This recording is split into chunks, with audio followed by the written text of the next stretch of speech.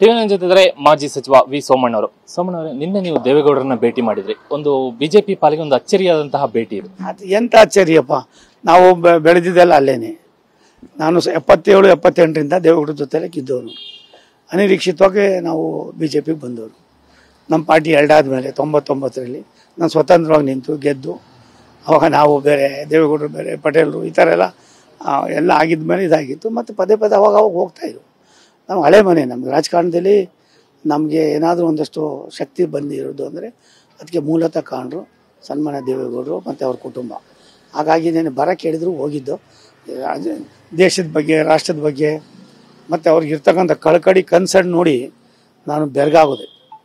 ನಮ್ಗೆ ಯಾರಿಗೂ ಇಲ್ಲ ಆ ಥರ ಒಂದು ಸಣ್ಣದು ಕೂಡ. ಅಷ್ಟೊಂದು ಹಿರಿಯರಾಗಿ 90 ಮೇಲೆ ಆಗಿರ್ತಕ್ಕಂಥ ಒಬ್ಬ ವ್ಯಕ್ತಿ, ಒಂದು ಸಣ್ಣದು, ಒಂದು ಅವ್ರ ಊರಿನಲ್ಲಿ ಇರ್ತಕ್ಕಂಥ ಒಬ್ಬ ಸಣ್ಣ ವ್ಯಕ್ತಿಯನ್ನು ಕೂಡ ಹೆಸರಿಡದೆ ಇರ್ತಕ್ಕಂಥ ಆ ದೊಡ್ಡತನ ಅವರು ಬೆಳೆಸ್ಕೊಂಡಿದ್ದಾರೆ.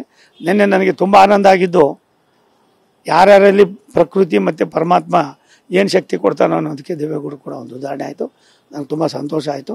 ಹಿಂಗೆ ಲೋಕಾರೂಢಿಯಾಗಿ ಮಾತಾಡಿದ್ವಿ. ದೇಶದಲ್ಲಿ ಮೋದಿಯವ್ರ ಕಾರ್ಯಕ್ರಮ ಏನು, ದೇಶ ಏನು, ರಾಜ್ಯದ ಪರಿಸ್ಥಿತಿ ಏನು ಎಲ್ಲವನ್ನು ಕೂಡ ಹೇಳಿದ್ರು. ಯಾವುದೇ ಕಾರಣಕ್ಕೆ ನೀನು ಈ ಪರಿಸ್ಥಿತಿಯಲ್ಲಿ ಯಾವುದೇ ತೀರ್ಮಾನ ತಗೋಬಾರ್ದು ಅನ್ನೋದನ್ನು ಕೂಡ ಹೇಳಿ, ನಾನು ವರಿಷ್ಠರ ಹತ್ರ ಮಾತಾಡ್ತೀನಿ. ಬೇಸರಿಕೆ ಆಗೋದು ಸಹಜ. ಎಲ್ಲ ಒಂದು ಕಡೆ ಸ್ವಂತದವರೇ ಸ್ವಲ್ಪ ಅನಾನುಕೂಲ ಆದಾಗ ಕೆಲವೆಲ್ಲ ಆಗೋಯ್ತವೆ, ಅದಕ್ಕೆ ಮರಿಬೇಕಾಯ್ತದೆ.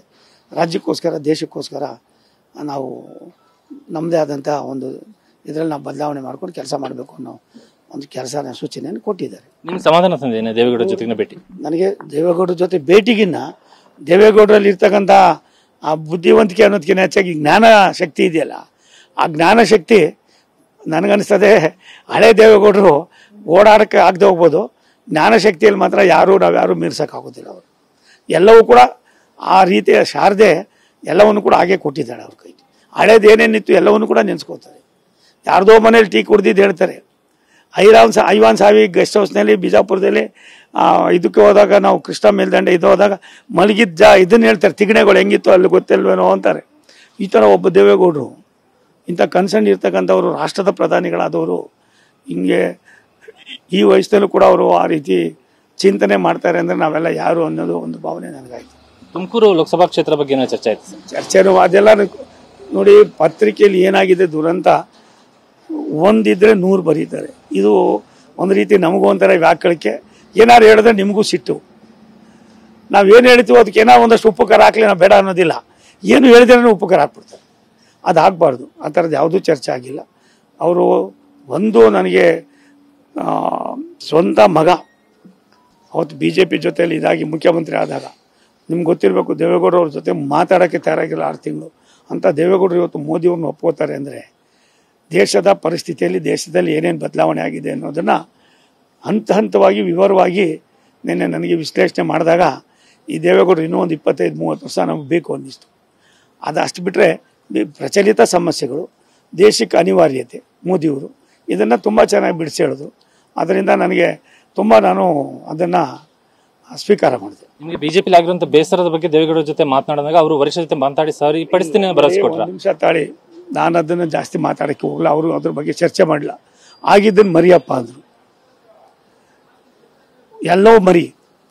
ಯಾರ್ಯಾರು ಏನೇನು ಪಾಪ ಮಾಡ್ತಾರೋ ಅವ್ರವ್ರ ಪಾಪಕ್ಕೆ ಅವ್ರು ಹೋಗ್ತಾರೆ. ನೀನು ಒಬ್ಬ ಹೋರಾಟಗಾರ, ನೀನು ಒಬ್ಬ ಶ್ರಮಜೀವಿ, ಕಷ್ಟಪಡ್ತೀಯ. ಯಾವುದೇ ಟಾಸ್ಕನ್ನು ತೊಗೊಂಡ್ರೆ ಲಾಜಿಕಲ್ ಎಂಡಿಗೆ ಹೋಗೋ ತನಕ ವಾಪಸ್ ಬರೋದಿಲ್ಲ. ಆದ್ದರಿಂದ ನಿನ್ನಂಥ ಅವರಿಗೆ, ಮೋದಿ ಅಂತ ಒಬ್ಬ ನಾಯಕರ ಜೊತೆಯಲ್ಲಿ ಇರಬೇಕಾದ್ದು ನನ್ನದೇ ಒಂದು ಕರ್ತವ್ಯ ಅಂದಾಗ ನೀನು ಕೂಡ ಅದನ್ನು ಪಾಲಿಸಬೇಕು ಅನ್ನೋ ಒಂದು ಸೂಕ್ಷ್ಮವಾಗಿ ನನಗೆ ತಿಳಿಸೋದು. ಮೋದಿಯವ್ರನ್ನ ನಾನೇ ಇವತ್ತು ಇಷ್ಟೊಂದು ಮೆಚ್ಕೊಂಡಿದ್ದೇನೆ ಅಂದಾಗ ನಿಂದು ಯಾವುದು ದೊಡ್ಡದು, ನೀನಾ ಮಹಾ ಅನ್ನೋ ಮಟ್ಟದಲ್ಲಿ ನನಗೆ ಹೇಳಿದ್ದು ನನಗೆ ತುಂಬ ತೃಪ್ತಿ ಕೊಡ್ತು. ಪಕ್ಷದಲ್ಲಿ ಒಪ್ಪಿಗೆ ಇದೆ ಸರ್ ನೀವು ದೇವೇಗೌಡರನ್ನ ಭೇಟಿ ಮಾಡುವಂಥದ್ದು? ಅದರ ಅವಶ್ಯಕತೆ ಇಲ್ಲ. ದೇವೇಗೌಡರನ್ನ ಭೇಟಿ ಮಾಡಬಾರ್ದು ಅಂತ ಏನಿದೆ? ನಾವು ಯಾರನ್ನು ಭೇಟಿ ಮಾಡೋಕ್ಕೆ ಯಾರು ಇದ್ದಿರ್ತದೆ? ಯಾವುದೇ ಪಕ್ಷ ಇವತ್ತು ಆ ಥರ ಶಾಸನಗಳಾಗಲಿ ಮತ್ತೊಂದಾಗಲಿ, ಇದು ಪ್ರಜಾಪ್ರಭುತ್ವ ಅನ್ನೋದಕ್ಕಿಂತ ಹೆಚ್ಚಾಗಿ ಒಬ್ಬೊಬ್ಬರು ಒಂದೊಂದು ಕಡೆ ಇರ್ತೀವಿ. ಅಂದರೆ ಪಕ್ಷ ನಮ್ಗೆ ಎಲ್ಲಕ್ಕಿಂತ ದೊಡ್ಡದು.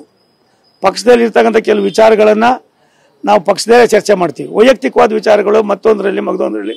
ನಾನು ರಾಜಕೀಯಕ್ಕೆ ಬರೋದಕ್ಕೆ, ಆ ಪಕ್ಷಕ್ಕೆ ಹೋಗೋದಕ್ಕೆ ಕಾರಣನೇ ದೇವೇಗೌಡರು. ಮೊದಲಿಗೆ ನಾನು ರಾಜಕಾರಣ ಶುರು ಮಾಡಿದ್ದೆ ದೇವೇಗೌಡರ ಮನೆಯಿಂದ.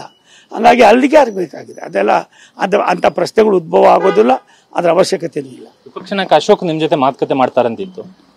ನನಗೆ ಅವರು ಟ್ರೈ ಮಾಡಿದರು, ಸಿಗಲಿಲ್ಲ. ಅಂದಾಗ ಸಿಗ್ತೀನಿ. ನಾವಿಬ್ಬರು ದೋಸ್ತು. ನಾನು ಅಶೋಕ ಇವತ್ತಿನವನಲ್ಲ. ಅವನೇ ಬೇರೆ ಪಾರ್ಟಿ, ನಾನೇ ಬೇರೆ ಪಾರ್ಟಿ.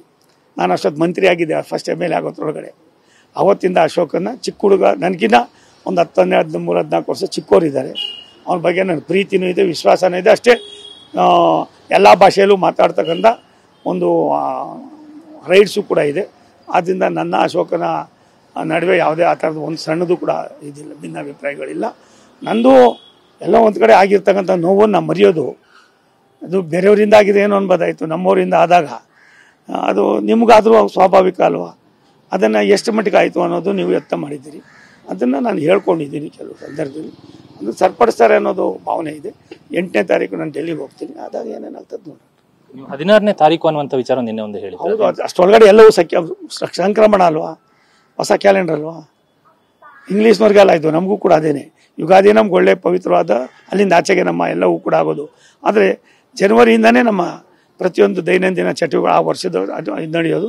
ಅಂದರೆ ಅಷ್ಟೊಳಗಡೆ ಎಲ್ಲವೂ ಸಖ್ಯ ಅಂತ ಆಗಬೇಕು ಅನ್ನೋದು ನನ್ನ ವೈಯಕ್ತಿಕವಾದ ತೀರ್ಮಾನ. ಬಿಜೆಪಿ ರಾಜ್ಯಾಧ್ಯಕ್ಷರು ಇವತ್ತು ಚಾಮರಾಜನಗರ ಜಿಲ್ಲೆಗೆ ಹೋಗಿದ್ದಾರೆ. ಅವ್ರು ಎಲ್ಲಿ ಬೇಕಾದ್ರೂ ಹೋಗಲಿ, ಅಧ್ಯಕ್ಷರಿದ್ದಾರೆ, ನನಗೇನು ಸಂಬಂಧ ಇಲ್ಲ. ಆದರೆ ಒಂದು ಸತ್ಯ, ಕೆಲವಾರು ತೀರ್ಮಾನಗಳು ಮಾಡುವಾಗ ಯಾರ್ಯಾರು ನನ್ನ ಸೋಲು ಕಾರಣರಾಗಿದ್ದಾರೆ, ಯಾರು ಸೋಲು ಕಾರಣರಾಗಿದ್ದಾರೆ ಅವೆಲ್ಲವೂ ಗೊತ್ತಿದೆ ಅವರಿಗೆ.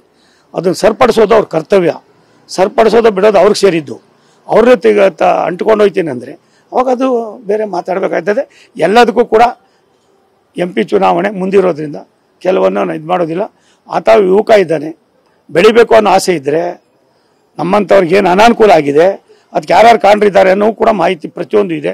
ಅವ್ರನ್ನೇ ಇಟ್ಕೊಂಡು ಎಲ್ಲ ಒಂದು ಕಡೆ ತೆರೆಮರೆಯಲ್ಲಿ ನಡೆಸ್ತೀನಿ ಅಂತ ಅಂದರೆ ಅದು ಸಾಧ್ಯ ಇಲ್ಲ. ಅದು ಆಗೋದಕ್ಕೆ ಅವಕಾಶ ಕೊಟ್ಟರೆ ನಾನು ಸಿಡಿದೇಳೋದು ನಿಮ್ಗೆ ಗೊತ್ತೇ ಇದೆ. ಅದು ಆಗಬಾರ್ದು.